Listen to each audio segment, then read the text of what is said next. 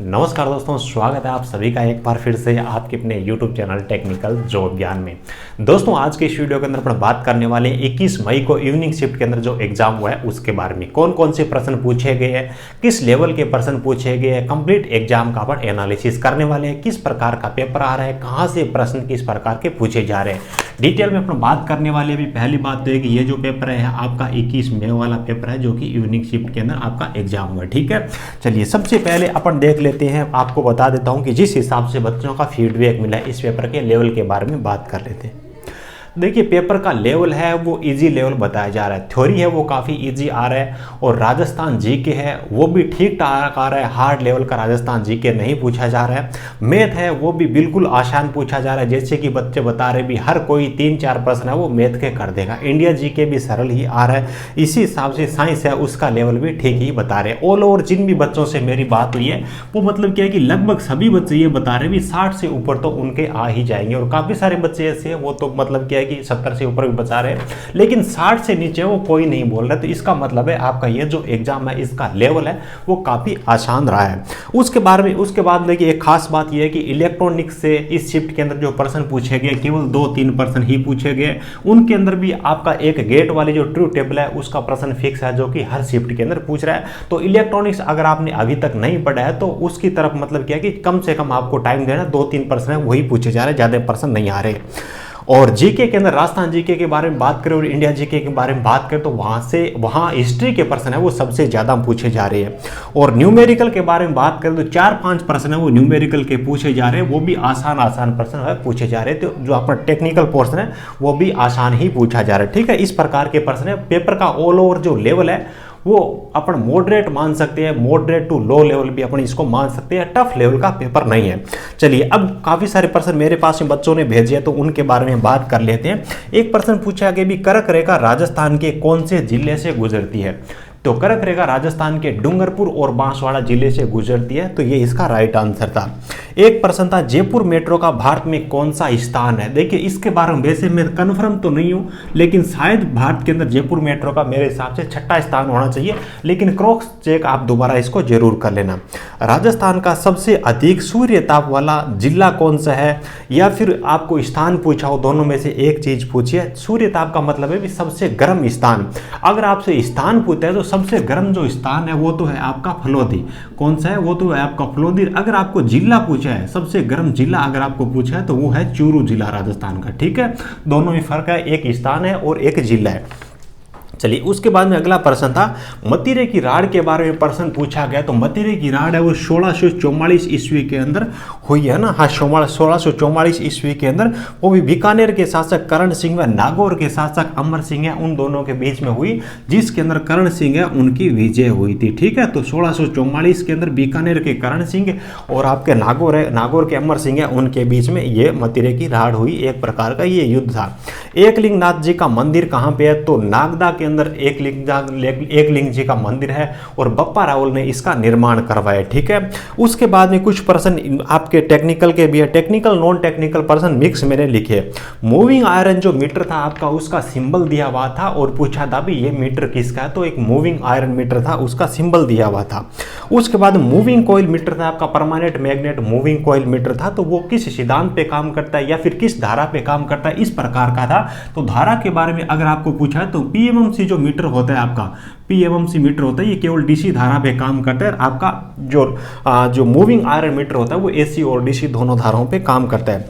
राव बिक्का के पिताजी का नाम पूछा था, तो राव बिक्का के पिता का नाम था वो था आपका राव जोधा। क्या था? राव बिक्का के पिताजी का नाम था राव जोधा था। ठीक है, चलिए उसके बाद में अगला जो प्रश्न था उदयपुर की स्थापना के बारे में पीछे पूछा है। तो उदयपुर की स्थापना उदय सिंह के द्वारा की गई थी। किसके द्वारा? उदय सिंह के द्वारा।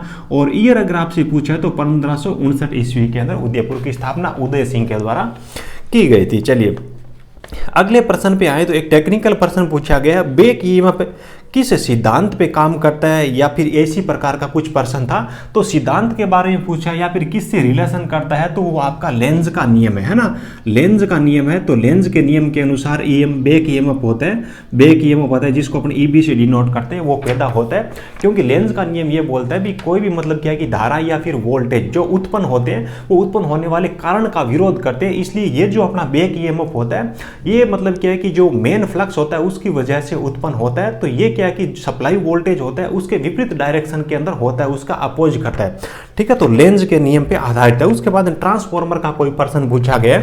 उसके बाद में जवान सिंह किसके पुत्र थे, तो जवान सिंह किसके पुत्र थे, तो वो थे आपके भीम सिंह के। जवान सिंह किसके पुत्र थे, इसका राइट आंसर था भीम सिंह। उसके बाद में भिल्लों का कुंभ किसे कहा जाता है, भिल्लों का कुंभ बेणेश्वर धाम को किसको कहा जाता है, बेणेश्वर धाम, बेणेश्वर धाम, इसको भिल्लों का कुंभ कहा जाता है। उसके बाद में हाथी महोत्सव के बारे में कोई प्रश्न पूछा गया था भी, हाथी महोत्सव के बारे में। तो हाथी महोत्सव है ये आपका जयपुर में मनाया जाता है और महीना होता है आपका जनवरी का, ठीक है। एग्जैक्ट मेरे को डेट याद नहीं है, जनवरी के अंदर जयपुर में। उसके बाद में अगला प्रश्न था कोडामार होली कहाँ की प्रसिद्ध है, तो कोडामार जो आपकी होली है वो है आपकी अजमेर के अंदर एक भीनाई नाम से स्थान है। कहाँ पे, अजमेर के अंदर, अजमेर के अंदर। तो वहाँ की ये अपनी कोडामार होली है वो प्रसिद्ध है, ठीक है। कोठारी नदी पर कौन सी सभ्यता विकसित हुई है, तो कोठारी नदी पर जो सभ्यता विकसित हुई है उसका नाम है बागोर सभ्यता, ठीक है। इसके अंदर हो सकता है कोई प्रश्न ऐसा हो जो बच्चे मतलब जिन्होंने पिछली शिफ्ट के अंदर कोई एग्जाम दिया हो और उसका प्रश्न कोई रिपीट हो गया हो, ऐसा भी हो सकता है। आप ही बच्चों ने ये मेरे पास में प्रश्न भेजे, और जिन बच्चों का अभी तक एग्जाम हुआ नहीं है, आगे एग्जाम होने वाला है, तो वो बच्चे मेरे पास में प्रश्न है जो भी प्रश्न आपको याद रहते हैं, मेमोरी बेस्ड प्रश्न होती है, वो मेरे को व्हाट्सएप पे जरूर सेंड कर दें, है ना। तो अपन पेपर का विश्लेषण कर पाएंगे। और कई बच्चे बोलते हैं कि सर हम तो घर जाके पेपर भेज देंगे। भाई आप जब तक घर पहुंचेगा ना तब तक हर एक बच्चे के पास में पेपर पहुंच जाएगा, तो उसके बाद में तो अपने को विश्लेषण करने की जरूरत नहीं पड़ेगी, पूरा यूट्यूब ही भर जाएगा। तो मेमोरी बेस्ड जो भी प्रश्न होते हैं, जैसे ही आप एग्जाम सेंटर से निकलते हो भेज दिया करो, 2% 4% जितना भी आपको आए, है ना। काफ़ी सारे बच्चे भेजते हैं, तो ऐसे करके काफ़ी सारे प्रश्न हो जाते हैं, ठीक है। चलिए उसके बाद में अगला जो प्रश्न है, डीसी मोटर के आर्मेचर में कौन सी शक्ति विकसित होती है। डीसी मोटर हो चाहे आपकी एसी मोटर हो, आर्मेचर के अंदर जो शक्ति विकसित होती है ना वो आपकी एसी ही होती है, चाहे वो डीसी मोटर हो चाहे एसी मोटर हो। आर्मेचर के अंदर एसी ईएमएफ उत्पन्न होता है, एसी पावर ही उत्पन्न होती है।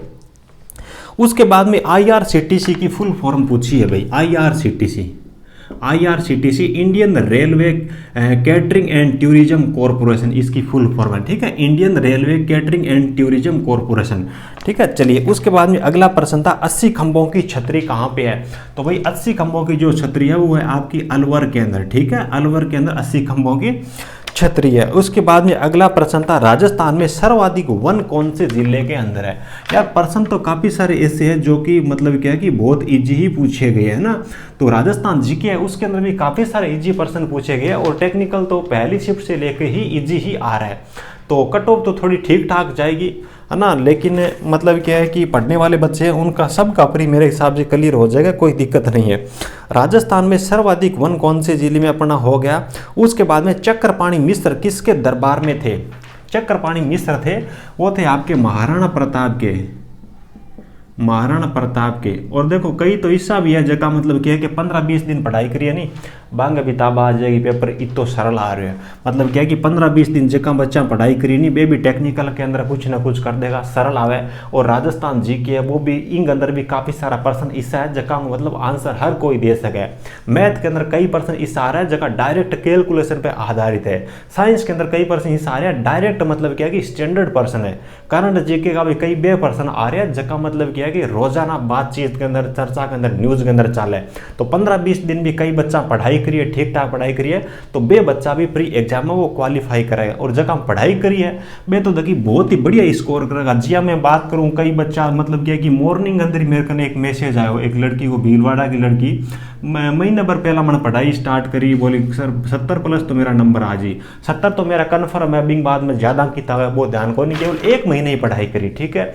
1 महीने में नोट्स कराया, 1 महीना राजस्थान जीके की केवल और केवल एक PDF जी की मैं भेजी, बात तैयार करी और टेस्ट टेस्ट सीरीज वगैरह थोड़ो ही कंटेंट हो, बहुत ज़्यादा कौन करो, फिर भी 70+ नंबर आ रहे हैं तो बे लड़का जगह 70+ स्कोर हो रहे हैं, मेन एग्जाम ने क्वालिफाई करने का भी पूरा दावेदार है। ठीक है, चलिए। और कोई बहुत सारा बच्चा इससे जगह मतलब कि टेक्निकल की 4-4 5-5 किताबा लेके बैठा, तो भाई इतनी किताबा लेके बैठने को कोई काम ही को नहीं हो। जिया मैं थन पहला ही बताई थी, कोई भी बुक ले रहा है, एक बुक ले रहा है बहुत है, सुफिशियंट है। इन 4 बार पढ़ोगा, एक एक नहीं बढ़िया, एक न थे 4 बार पढ़ोगा तो सारी चीज़ें ढंग याद हो जाएगी, है ना। चलिए, उसके बाद में गेटवे ऑफ इंडिया कहाँ पे है, तो मुंबई के अंदर है। ठीक है, तो ये मेरे पास में 24-25 प्रश्न थे, तो ये प्रश्न हो चुके हैं। आपको एग्जाम का लेवल का पता लग गया होगा। मॉडरेट अपन इसको मान सकते हैं, मॉडरेट टू लो लेवल का अपन इसको मान सकते हैं। टफ लेवल का ये नहीं था, ना तो राजस्थान जीके इसके अंदर टफ था, न ही आपकी थ्योरी टफ थी। जिनका पेपर आगे होने वाला है, इलेक्ट्रॉनिक्स वाला जो पार्ट है उसके अंदर ट्रूथ टेबल है जो गेट वाली, उनको अच्छे से याद कर लेना। बाकी बहुत ज़्यादा टाइम हो इलेक्ट्रॉनिक्स को मत देना, प्रश्न कम आ रहे हैं उसके। और जो जीके है उसके हिस्ट्री के प्रश्न सबसे ज्यादा पूछे जा रहे हैं। न्यूमेरिकल है, थ्योरी में 4-5 प्रश्न आ रहे हैं, वो भी सिंपल प्रश्न आ रहे हैं। ठीक है, तो मेरे हिसाब से आपको सारी चीजें अच्छी तरीके से समझ में आ गई होगी। और काफी सारे बच्चों ने टेलीग्राम चैनल ज्वाइन करके रखा है, लिंक आपको वीडियो के डिस्क्रिप्शन में मिल जाएगी, टेक्निकल जॉब ज्ञान के नाम से। लिंक कई बार ओपन नहीं होती है, तो टेलीग्राम के अंदर जाकर के टेक्निकल जॉब ज्ञान के नाम से सर्च कर लेना, तो उसको ज्वाइन जरूर करना। वहां पर भी अपन डिस्कस करेंगे, काफी सारी चीजें हैं उनके बारे में अपन बातचीत करने वाले। ठीक है, वीडियो अच्छा लगा तो एक प्यारा सा लाइक करके मुझे सपोर्ट जरूर कर देना। चैनल पे पहली बार विजिट कर रहे हो तो चैनल को सब्सक्राइब जरूर कर लेना। अब बहुत सारा बच्चा इस जगह वीडियो तो देख के जावे, लेकिन चैनल ने सब्सक्राइब कौन करा, तो सब्सक्राइब अगर आप नहीं करोगे तो आगे आने वाली जो चीज़ें हैं उनके बारे में आपको अपडेट नहीं मिलेगी, नोटिफिकेशन नहीं मिलेगा। तो चैनल को सब्सक्राइब आप जरूर कर लेना। कोई भी एक भी विषय भी था सब्सक्राइब करना को लागे कौन। चलिए, थैंक यू।